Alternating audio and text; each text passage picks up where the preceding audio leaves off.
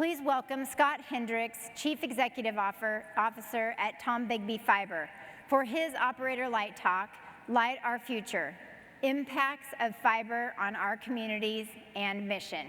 Well, I was born in a small town, and I live in a small town. Fiber died in a small town. Good afternoon.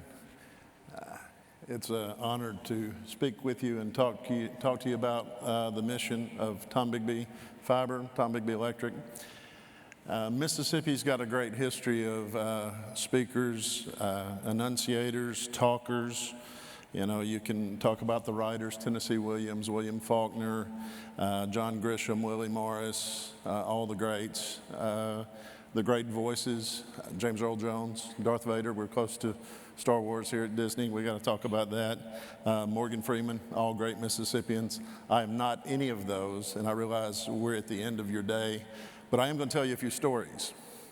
I don't know who's left in the room, but I'm a small provider. We're 29,000 fiber subscribers in Tupelo, Mississippi. There was a gentleman, or two gentlemen ran for office long ago in Mississippi, and it kind of went like this. One of them had been a general in the military, and he got up and gave the most eloquent speech ever given. And everybody clapped and everybody roared, and it was great and wonderful. And the next gentleman that got up said, listen, I can't top that speech, but I'll tell you what, all you generals in the crowd vote for him. But I was a private. And all you privates in the world vote for me, and that man took office. And so you need to know your audience. So if you're a big provider, I can't speak to you. But if you're a small provider, I hope you like this story. If you're a big provider, I hope you enjoy where we came from and where we've been and where we're going.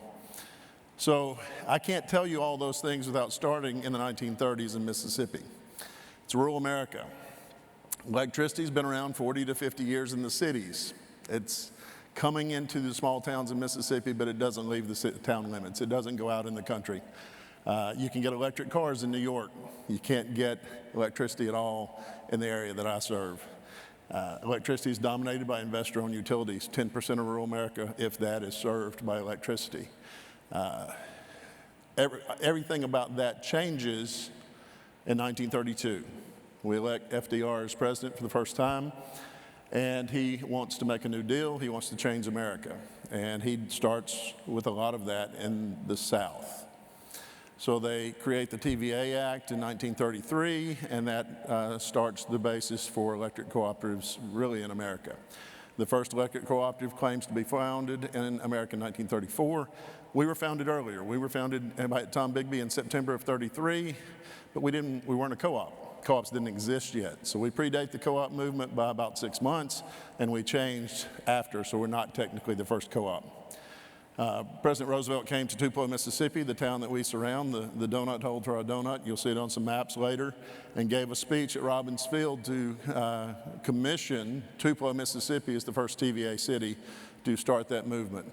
The first REA co-op is to my south, the first official co-op is to my north, and we were the first civic improvement association in Mississippi that became a co-op. FDR would have told you then, or any time after, that it wasn't about the power. It was about changing lives. It was about bettering people's communities. It was about making a impact, when that's exactly what Tombigbee was about. We were formed by farmers. They cut their own trees, stripped them, and put up their own poles, and you could get a light bulb, an appliance, and maybe a water heater, and it would cost you $6.48 in electricity in 1933. And if you don't think that changed lives, I don't know what else could have. Fast forward to 2019, in Mississippi, it was illegal for electric co-ops to be in the business. For 90, 80 years at that point, we've been able to do two things: sell electricity and sell appliances. Why appliances? You got to have something for the electricity to do. So that's all we could do for that amount of time. We realized we were heading to a crossroads. Rural America does not need to be left behind, and we need to change it. So we passed a law called the Mississippi Broadband Enabling Act in 2019, which let folks like Tombigbee get in the business.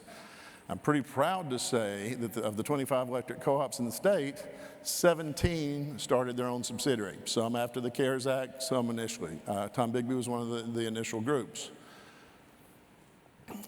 we always thought we needed to improve our communities. Like I told you, it's been our mission since 1933.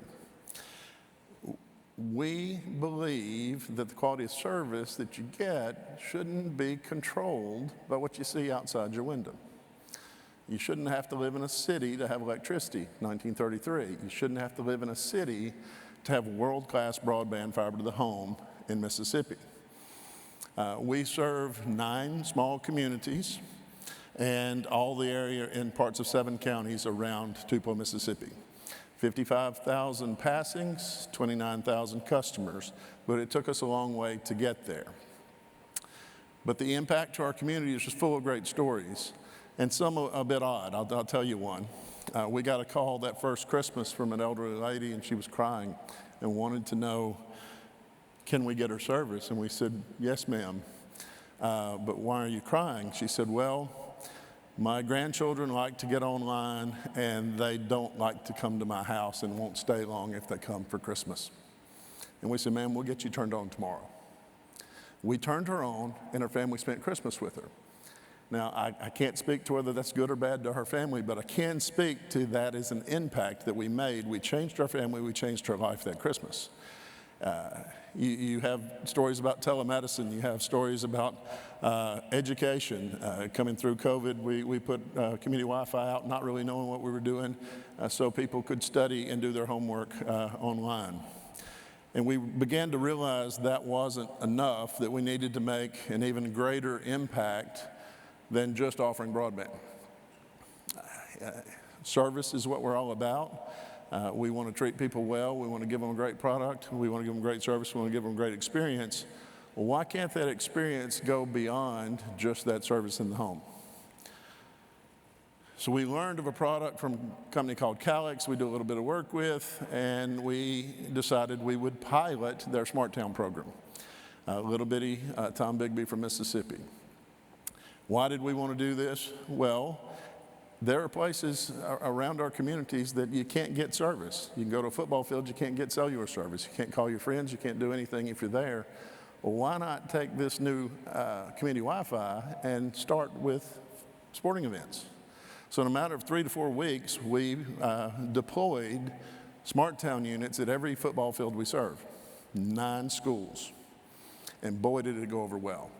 People had connectivity from the games. They could stream back to their grandparents pictures of the games. The schools started streaming the programs over our network. And we changed lives in our communities and gave them that for free. It was very impactful. But as soon as you do football, the soccer coach comes and says, what about soccer? And the baseball coach and the softball coach and the track coach and the basketball coach. So we built everything at every school we serve out of the gate. But that's not enough. That's not enough impact. That's just what we call a beginning. And for every story, you have a beginning, you have a middle, and you have what we hope to never get to is the end. But I promise you I'll get to the end of this story at some point. So from there, where do you go? Well, you've got wonderful service inside the home. You've got great service in these now 9 schools. So where can you take that to? Well, we need to take that beyond the front door for our customers, for our members, for those we serve. We need to take that other places. And I promised you a map earlier. So this is what the map looked like of the 9 schools that we started with to serve. This is my territory. This is what we serve. We go from the Alabama line back to a highway on our neighboring system. We serve part of 10,000 people in a neighboring co-op. Again, it's not enough. Where do you go from there? Well, why not serve every park, every downtown, every community center, every pavilion, starting with all these communities that we originally had the 9 schools with, you added to it. You started serving all those things. Is that enough? No, it's not. You need to keep going. You need to continue the impact of where you're going with this. So what did we do next? 43 volunteer fire departments, the Boys and Girls Club, all the libraries, all the places that people would need to meet in the communities. You can go from each of these, you can get on a captive portal, you do not have to be our customer, you can have connectivity at all these places. You can do your homework. You can do a conference call if you're stuck in one of these towns and can't get online because the cell service isn't working. You can do your conference call over SmartTown. I've done it twice. It really is impactful. Is that enough? No, that's not enough. It's just where we are at that moment. So where do you go next? Well, the capacity of all the home gateways is multiple channels. Customer gets the first two. We've got several lying dormant. What can you do with them? Well, why not make a home network where we take all 29,000 locations and turn that on for all of our customers? Now you can walk the dog, you can stay around your neighborhood, you can stay connected, and you can go to all these dots on the map. You can see that we're beginning to cover our area very well with community Wi-Fi. So you can, downtown you're covered, at home you're covered, in your neighborhood you're covered. And we've actually seen the ability of people to stay on this network and roam up to 40, 50 miles and never get off Wi-Fi within our territory. Tremendous impact, tremendous things that we can change in the future from this small investment. Was that enough? No. The next thing we decided to do was make this available to first responders. And in the program that we talked to you about earlier with Calix, they had not gotten that far with it. We had turned on those dots on the map. It was 19,000 when we did it. We were the first ones to do that. So we decided we wanted to do first responders, and we talked them into making that program free nationally, because what better thing to do is offer it to first responders. Yes, they have cell phones. Yes, they have radios. But again, I'm rural Mississippi. There's parts of town, if you cross a hill, you go behind the trees, you can't get service. But if the person is living in that house, we have a 61% take rate at this point. So there's a 61% chance that either your house is served by us or your neighbor's house is served by us, and all those green dots on that map have connectivity over this network, so why not make it available to first responders? We sat in a room with game wardens, police, fire, volunteer fire, EMTs, anybody that needed service, we gave it to them with the singular goal of saving one life. I can't tell you that story yet today because I don't know it, but I know it's going to happen if it hasn't happened already, and I'm proud to say that we're a part of that. That's how you make impact in your communities. You change lives by doing what we're doing. If that ambulance is out front of your house and they need to get telemetry back to save your life so that the cath lab is ready when you've had your heart attack, that's what this looks like. It gives another communication network available to all these first responders for free. It also lets our linemen, as we're working storms, have connectivity. It's a wonderful thing. It's how we make impacts. I would be remiss if I didn't talk a little bit about Winter Storm Fern. It's the second worst storm in Mississippi in my lifetime. The worst was Hurricane Katrina in 2005. You might have seen that or heard about that. It was devastating. Its damage was up in the billions. Well, the damage for Winter Storm Fern was $233 million. A line from Shreveport, Louisiana, all the way through North Mississippi up to Nashville and onward. This storm was devastating. If you were in that line, you were without power for up to possibly 6 weeks. You were without internet up to 6 weeks. Tombigbee fared better. We were out for 6 to 8 days and did the best we could. Now, why am I talking about this at a fiber conference? So all of my employees work for Tombigbee Electric, and we lease 50 of them to fiber, but we have techs, we have splicers, we have construction crews that are specifically for fiber, and we have some network engineers. So going into this storm, I have 4 right-of-way crews on electric. Why right-of-way crews are important? When you have an ice storm, your problem is trees and limbs on the line. You got to clear that before you can repair it. Well, what can I do to increase having 4 right-of-way crews? I took every fiber employee, gave them a chainsaw, gave them safety equipment, gave them a quick lesson on how to use it, and now I have 7 right-of-way crews without getting mutual aid from any other person or association.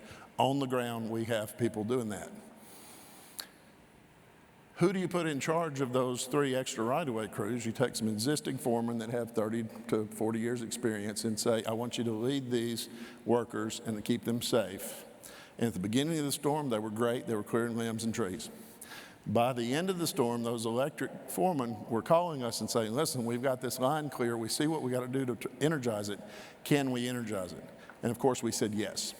So we had fiber crews that were bringing people's power back on, that were able to get people's lives back on. Well, that's a wonderful thing. It also does something for morale. The electric employees were skeptical of fiber in the beginning. They've grown closer over time. If you don't think seeing them out there clearing trees for you to do your job makes everybody closer together, you're wrong. That was the best thing we ever did. So where else can you go with this? We also took like a 2-man service crew for electric. These are the guys that hang a street light, that hang a transformer, do very simple services, and added 2 people to their crew. As the storm work went on, we added a fiber tech and a fiber drop technician. So they would go on site, they would rehang the transformer, fix the weatherhead, hang the fiber drop, go in the house and energize the fiber service, make everything sure it was on, and leave. So now we have a hybrid crew that does everything. We did that for our people, and we took it off system to repair for our neighbors as part of the mutual aid for this storm. We took 2 of my guys. We train on the job. We've got some great diverse career paths to end up as a fiber tech or a network engineer on my system. I have 2 men that were U.S. food truck delivery guys. They used to go to work at 4 in the morning and come home at 2 in the morning. It seems they worked really hard, so they're very happy to be working for me. But we took those guys because they have commercial licenses and have experience driving big trucks, and put them on the trucks driving track machines around to the electric crews, which let me keep 4 linemen working on the electricity, which let us repair even quicker. Let me bring this home one way. I had this employee named Ken. And Ken is a branch manager. He's been there for, 35, 40 years. He's going to retire in 2 more, he keeps telling me. Ken was one of those guys that wasn't so in favor of fiber in the very beginning. He's seen as time has gone on, it benefits people. He's seen us working together, but he's still not the guy you think comes to the rescue for fiber. Well, I'll tell you, during this storm, as we're cross-training everybody and repurposing everybody, Ken led crews to hang ADSS on a neighboring system. So now Ken is leading a fiber crew, and he thinks fiber is the best thing in the world. So it's amazing what you can do when you bring people together and give them experience. And everybody on this team that's on the screen here, that's 205 people, they all love fiber now. They all have experience doing something with fiber now. Over 100 of those hang fiber drops after hours because we moved away from contractors a year and a half ago. So we've brought our company together. We've made impacts internally to make these people love fiber, which has made the impacts to the community even better because we reestablished service sooner. We worked this such that we took this off system. We worked on 6 different systems during this storm, and we're all learning on mutual aid in Mississippi and other states. We called upon others to help us during the storm as to how this worked and how this looked. So it was a tremendous success. Little story of Mississippi very quickly. 17 electric co-ops have formed subsidiaries in 2019, 2020. We've invested $1.4 billion, built 45,000 miles of fiber, and turned on at least half of the customers we passed, 500,000 passings, 241,000 subscribers. That's impact to your communities. You know, I met with my team before this kind of pregame trying to figure out what we were going to do, and we thought some of these stories would be impactful to you to show what you can do. This is what we've done for Mississippi. This is what we've done for Tombigbee, and we're just getting started. We're not to the end of our story. We're at the beginning of our story. Thank you for giving me the opportunity to share it with you. We're very proud of what we've done. If we can help any one of you, or if you think you can help us, please call us, because we're not so proud we can't learn, but we're here for each and every one of you. We appreciate you. Thank you for giving me a few moments to share our story. And no, I'm not Tennessee Williams or William Faulkner, but that's Tombigbee's story. Thank you.